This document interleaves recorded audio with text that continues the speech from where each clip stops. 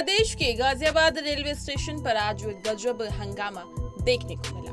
आपको बता दें, वहां पर हिंदू रक्षा दल के कार्यकर्ताओं ने एक मुगल बादशाह की पेंटिंग पर कालीख पोती, लेकिन जिस पेंटिंग को उन लोगों ने औरंगजेब की समझकर उस पर कालीख पोती, दरअसल वो आखिरी मुगल बादशाह बहादुर शाह जफर की निकली। अब रेलवे पुलिस आरोपियों के खिलाफ सख्त एक्शन की तैयारी में है। चलिए आपको बताएं कि आखिर बहादुर शाह जफर कौन थे और भारत में उनका क्या योगदान था। नमस्कार, मैं हूं आपके साथ अंशु, punjabkesari.com देख रहे हैं आप। बहादुर शाह जफर हमारे उस स्वतंत्रता संग्राम के नायक रहे हैं जिसको हम भले ही हार गए थे, लेकिन हिंदू और मुसलमान क्रांतिकारियों ने उसे एकजुट होकर लड़ा था और अपनी एकता के जरिए अंग्रेजों में खौफ पैदा कर दिया था। बहादुर शाह जफर का नाम आते ही हिंदुस्तान के प्रति उनके प्रेम को याद किया जाता है। 1857 में विद्रोह में उन्होंने देश के सभी राजाओं को एक सम्राट के तौर पर नेतृत्व किया था, लेकिन इसके लिए उनको भारी कीमत अंग्रेजों का बंदी बनकर और जान देकर चुकानी पड़ी थी। अंग्रेजों ने उनको ऐसी मौत दी थी कि 132 साल तक उनकी कब्र के बारे में पता ही नहीं चल पाया।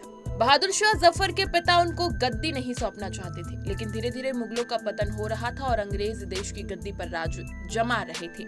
ऐसे में मुगलों के पास राज करने के लिए सिर्फ शाहजहांबाद यानी दिल्ली ही बची थी। मेरठ से जब अंग्रेजों के खिलाफ क्रांति का बिगुल बजा तो अंग्रेजों के आक्रमण से परेशान राजा महाराजाओं ने एकजुट होना शुरू किया। उन सभी ने बहादुर शाह जफर से बात की तो बहादुर शाह जफर ने विद्रोह में अंग्रेजी हुकूमत के खिलाफ नेतृत्व को स्वीकार कर लिया, लेकिन 82 साल के बहादुर शाह जफर ये युद्ध हार गए और जिंदगी के आखिरी दिन अंग्रेजों की कैद में गुजारने पड़े। ब्रिगेडियर जसबीर सिंह की किताब कॉम्बेंट diary An illustrated history of operation connected by 4th Battalion the Kamau Regiment 1788 to 1974 में लिखा है कि 6 नवंबर 1862 बहादुर शाह जफर को लकवे का तीसरा दौरा पड़ा और 7 नवंबर की सुबह उनका निधन हो गया था। उसी दिन रंगून में शाम को 4 बजे के करीब उनको दफन कर दिया गया था। जिस घर में उनको दफनाया गया था उसके बाद उनकी कब्र की जमीन को समतल कर दिया गया था।